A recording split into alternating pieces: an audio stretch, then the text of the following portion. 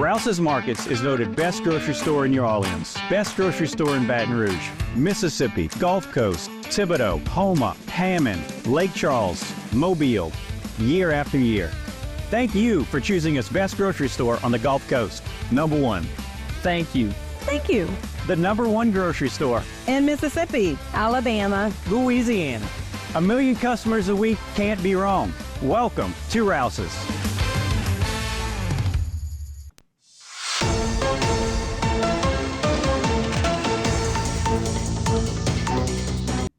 And good evening. Welcome to Bayou Time. I'm Lonnie Thibodeau. Thank you for joining us tonight. Good to have you here. And we're very excited to have with us. If you watch Bayou Time regularly, you know that we occasionally, somewhat regularly, have our 6th District Congressman Garret Graves with us. And tonight we're very, very honored from Washington to have Congressman Graves with us. Congressman, how are you doing? Doing great. How about you? I'm doing great. Always better when we're talking to you. And again, we have such, these are the kind of things I'll say probably again at the end when we wrap up tonight. But we always have such great respect and appreciation for everything you have done.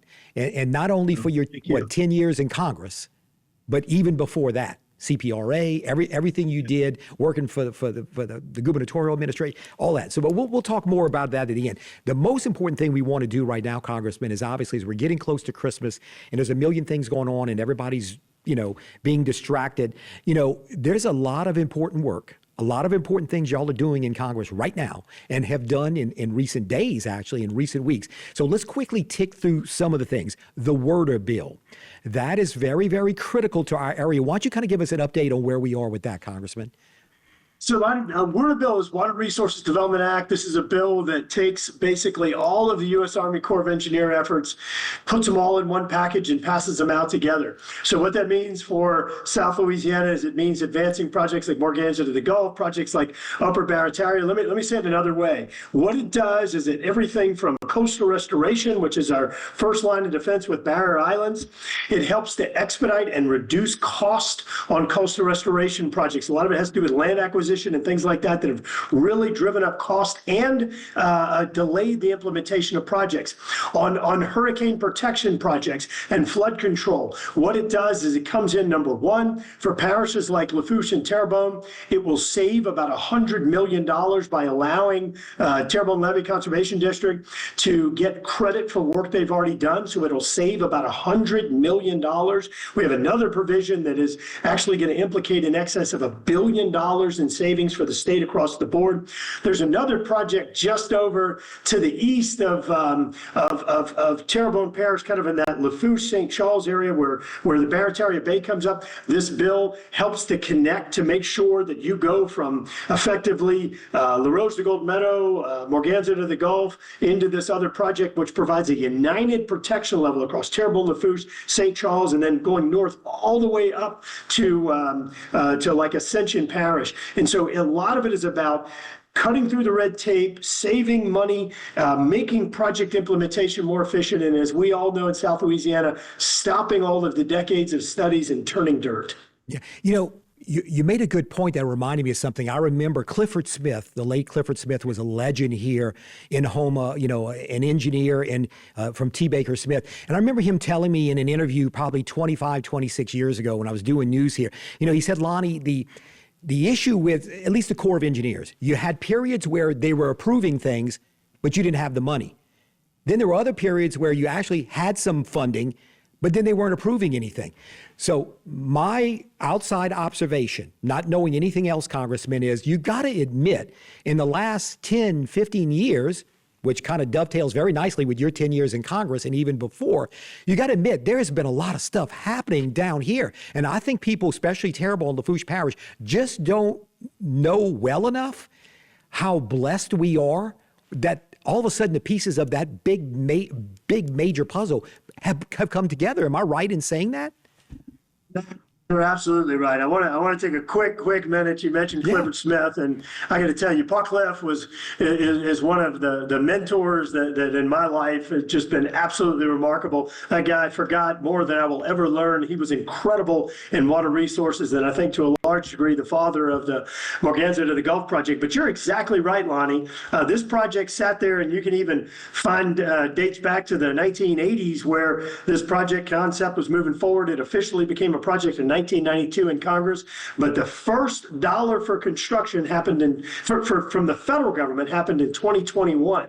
So from 1992, where this project was created, to 2021, where the federal government kicked in the first construction dollars. But look, as you well know, the communities in Terrebonne and Lafourche agreed to a sales tax, agreed to a property tax. When I was working for the state of Louisiana, we put hundreds of millions of dollars. We even put $500 million from the Deepwater Horizon settlement to this project. So over the last, like you said, the efforts maybe 4 to 5 years, it has really been put on steroids, and so many people to thank, from Gordy Dove and Reggie Dupree and Tony Alford and so many others. Mitch Marmont is an incredible amount of work. Now Angela's got this thing by the reins, and I know she's going to keep driving it forward. But look, what this means to people in Terrebonne and Lafourche parishes, what it means is that Hurricane Francine would have caused $1 billion in damages, $1 billion in damages, if it had not been for all of that investment, because it held back 11 feet of storm surge. Wow.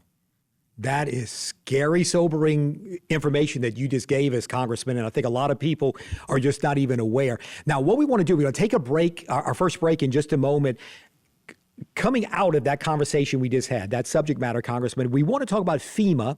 There's a couple different angles that we can talk about. There's the one, and then there's the other aspect of FEMA that a lot of people know why I'm smiling right now, considering who I'm talking to right now. But we'll get into that after the break. So why don't we take a break? We have 6th District Congressman Garret Graves with us, talking about some important stuff going on in Washington that impacts our local region here in the Bayou.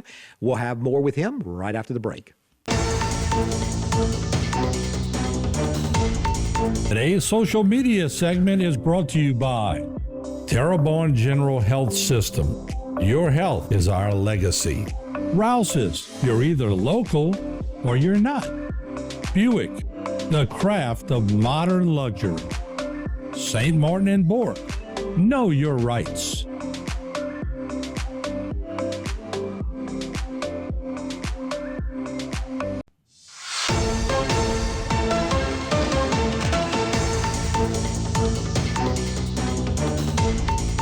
And welcome back to Bayou Time. I'm Lonnie Thibodeau. Thank you for joining us again. We're very, very honored to have with us 6th District Congressman, Garret Graves with us. And Congressman, right before the break, we were talking about the Werder bill and so much good news coming out of that. Let's talk about FEMA. You know, when we talk about FEMA, of course, people automatically think flood insurance, automatically think, man, my flood insurance premiums sure have gone up. My flood insurance premiums are now higher than my mortgage, blah, blah, blah. And we've all heard that a million times. And I certainly don't want to make light of it because it impacts every one of us.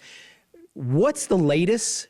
Is there good news on 2.0? And could we be seeing some relief maybe in the months or years to come? First of all, I think FEMA is the other 4-letter word. They've become so frustrating, whether it's dealing with them in the aftermath of disasters or dealing with them in flood insurance, where you said it, Lonnie. So many people's flood insurance payments are now exceeding their mortgage payments, which what it does, and look, I'm sure that most people are like me, I've got this much money to spend on housing, and whether I'm spending it on my mortgage, my principal, my interest, or I'm spending it on flood insurance. That's all I've got. And so as we are seeing these skyrocketing flood insurance rates, what it effectively is doing is it's devaluing our house. And most people, I know it's the case with my wife and I, we have more of our money tied up in our house than anything else. And so this is a big deal. So number one, as we talked about before the break, we're investing massive amounts of money, over $1 billion has been invested in the Morganza to the Gulf Hurricane Protection System. We're trying to advance projects in Lafourche, the La Rose, the Golden Meadow, trying to get that back up to an approved federal protection system. We're making massive investments in the Upper Barataria system over to the east. And so what all of these investments mean is it means greater protection, which means lower flood insurance rates. So that's going on. We are also trying to work to change the flood insurance program. The skyrocketing rates that we've seen in recent recent years are entirely attributable to actions that FEMA did all by themselves. Congress didn't pass a change in law. We didn't approve any change. They did this all by themselves, unelected bureaucrats making decisions that are causing surging rates in flood insurance. And so we have been fighting that and trying to force them to go back to the old system while we work on larger reforms, and more importantly, we work on better investments in actually protecting our communities. So we shouldn't be charging rates that cause people to lose their homes or go into foreclosure. What should we should be doing is investing in the protection of these communities to actually make them safer. Right. And again, that's good news in the sense that, it's comforting to know as residents down here that we have someone fighting for us, and certainly not just you, because we know after January 2nd, we won't have you. But the point being is, that's really important. One other quick thing, and I promise you we would not spend much time, but FEMA, the other reason, and the reason I was smiling earlier, of course, everybody's heard the scuttlebutt and the rumors of the possibility that your name was being bandied about by the Trump transition team as potentially FEMA director. Again, we don't need to stay here very long, Congressman, but what do you want to tell us in regard to that rumor? Much. We've had transition folks that have called, and folks have I think I've counted 9 different positions that they've called us and inquired about interest in over the past several weeks. Certainly FEMA is one of those. Here's my initial reaction. Do I think I could be helpful in FEMA in helping to dislodge a lot of the problems, breakthrough log jams, fix flood insurance? Yeah, I think I could be helpful working together with the Louisiana congressional delegation in addressing a lot of these fundamental problems that have plagued FEMA for decades now. But here's the other thing. I don't think that the position of FEMA administrator is properly structured. I think that you've got this much responsibility with this much authority. And so I do have some lingering concern that if I did it, I'm not a very good bureaucrat. I think I'd probably get fired pretty quickly by breaking some eggs when and not sitting around and just agreeing or acquiescing to the status quo. So I told him I would talk to him. I told him I would share my ideas with him, but I also told him that I wasn't sure that that they really wanted me, because I would blow some things up there. Right. Well, again, thank you. First of all, thank you for being honest. I know a lot of times someone in your position is going to run a million miles away from someone like me in a question like that. So we appreciate, and you've always been known for that, Congressman, that you didn't run away from and look, the fact that you're known for that you're not afraid of the big fight, is the reason you are who you are and what you've accomplished over the years. And what we're going to do, in about a minute, we're going to take our last break. And in the final segment, one thing we certainly want to talk about is your future. Forget about the FEMA conversation we just had, but just your future and what happens after January 2nd. But real quick, I do want to ask you about the Social Security, because people have been reading about this, the Social Security Fairness Act. In about a minute to minute and a half, why don't you come and give us a quick update of where things are with that, Congressman? Lonnie, this is absolutely huge. If you know a firefighter, if you know a teacher, if you know a police officer, sheriff's deputy, anybody that's worked in local or in parish government or in state government, a lot of them don't know it's a retirement, but they probably are going to get a lower Social Security payment compared to how much taxes they paid into the Social Security system than someone who never worked for local or state government. And so this has been a problem for 40 years, something Congress tried to fix 40 years ago. They actually caused a bigger problem. No one's been able to get this even slightly advanced. We got the bill through the House in an overwhelming majority. We've been pushing on the Senate to take this bill up. We just got an agreement this week from Chuck Schumer, the majority leader in the Senate, that he's going to put this bill up for a vote before the United States Senate. We are this close to fixing a 40-year problem that has stolen in excess of $600 billion in Social Security benefits to public retirees, and really, really exciting that we're on the cusp of this huge victory. Yes, and again, you helped lead. It was Congressman Abigail Spanberger, the two of y'all authored the bill a little over a year ago. So congratulations on finally maybe having that done. Okay, let's take one final break. Congressman Garret Graves is with us. We're going to wrap up things with him right after this.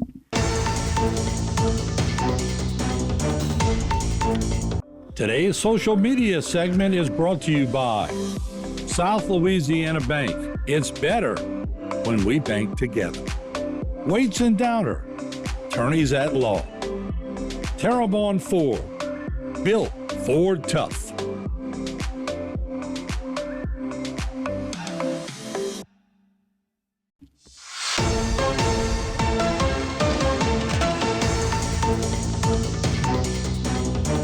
Welcome back to Bayou Time. I'm Lonnie Thibodeau. Thank you for joining us. Again, we're very honored to have with us Congressman Garret Graves. As we get near the holidays, obviously, Christmas less than 2 weeks away, Congressman. When do y'all kind of wrap up things in Washington and head to your respective homes to enjoy the holidays with your family? All right, that's a fantastic question. That question's worth a few $1 trillion right now because government funding expires on December 20th. So just 5 days before Christmas.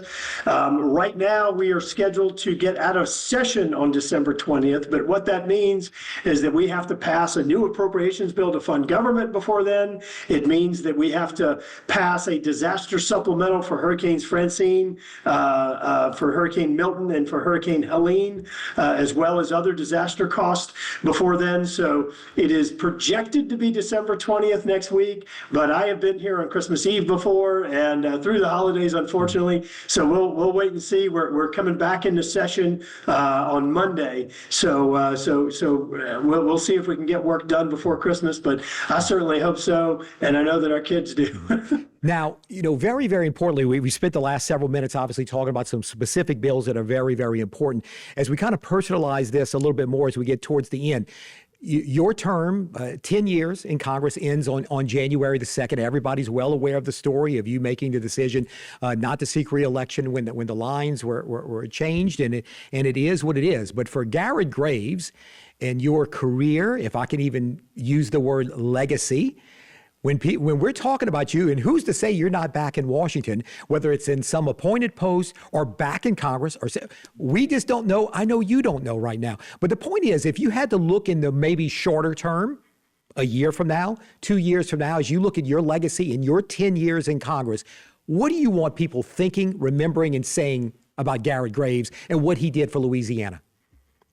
Yeah, well, look, Lonnie, first of all, I mean, doing this for 10 years has been an absolute honor, and it really has. But I'll also tell you that it kind of ages you like dog years, and so 10 years feels a lot longer than 10. I'm actually just 17 years old, and look at me with all these wrinkles. But seriously, look, I think that the thing that our team, and I can't take credit for all this, we have a great team of people in South Louisiana that work in our team, and in Washington that work in our team. It's getting stuff done.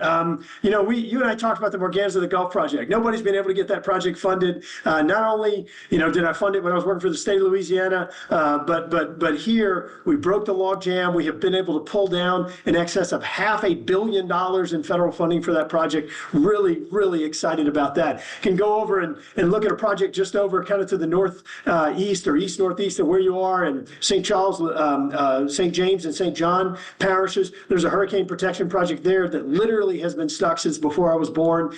We broke the logjam, got all the environmental, legal issues, everything fixed, authorized for construction, have $1.7 billion in the bank on that project moving forward. We talked earlier about Social Security and this injustice, this inequity, this discrimination that's happened against our police officers, teachers, firefighters, and other public servants. No one's been able to get this thing progressed a single step. And we are now on the cusp of having it entirely remedied after 40 years of battling that others have done. And so I really hope that history, while recognizing that we've been imperfect, recognizing that we haven't batted 1,000, that we have been really successful in getting priorities, not just things that we thought were good ideas, but priorities truly that were informed by the community, getting those things addressed, getting them done, and things that have a real impact on the daily lives of folks in South Louisiana. One of my favorite things to do is go run around the diners all around, whether it's Houma, Thibodaux, Baton Rouge, Laplace, Denham Springs, Gonzales, and just go talk to people that otherwise wouldn't be engaged. Go talk to them while they're having breakfast, talk to them about what's important to them and how we can serve and represent better. And some of the best ideas that we've ever heard that we've turned into legislation, we've turned into wins or successes, came or were inspired by those little conversations. And I love the opportunity to represent. It's been an an amazing experience. Well, thank you. And again, we only have 2 minutes left, and instead of me trying to cram a couple more tough questions in there, knowing full well we're working against the clock, I'd rather end it this way, Congressman. In the 2 minutes that we have left in this segment, you know, I don't want to use the word swan song, because God knows you have a whole lot more left, and we're going to be closely watching whatever's next for Garret Graves. But here's your chance, at least the people here in this Bayou region, to kind of give your farewell and you know, thank us as we're thanking you for your 10 years. So here's your chance to kind of tell us goodbye, at least as Congressman Garret Graves. Yeah, Lonnie, you know, first of all, I just want to say thank you. In the last election we had almost 81% of the folks that voted for us, and I just can't tell you how much we appreciate the strong support we had. Every single year we ran, our numbers went up a little bit more each time, and I love that trajectory and appreciate the folks entrusting us and the opportunity to represent South Louisiana. I'll give you one thing, just piece, a sort of observation that I've had in doing this for 10 years. I'm increasingly concerned that what you're seeing in the polarization or divisiveness in politics is really going to work to the detriment of Louisiana, to the detriment of the United States. Greatest country in the world, though imperfect. But one of the most amazing things we have is the ability to choose who represents us in terms of our legislative branch, choose who leads us in terms of our executive branch. But we can't treat that flippantly by pressing the button for somebody whose name we recognize. If people have been in office, evaluate their tenure. Have they been successful? You paid them to do their job. Have they represented well? Have they actually been able to bank successes or address priorities in your community? Because we cannot continue electing people that just collect a paycheck or sit there and do viral videos or social media sensations without actually doing their job to represent you, to address your priorities, to make South Louisiana a better, safer place to live, raise a family, and to work and grow. And I'm increasingly concerned that we're electing divisiveness as opposed to electing progress. Exactly. Great way to end. Congressman Garret Graves, it has been an honor and a blessing, sir, to have you serve us, for us to elect you. And you have done a great job, and we are going to be closely watching you going forward. Thank you for joining us, and Merry Christmas.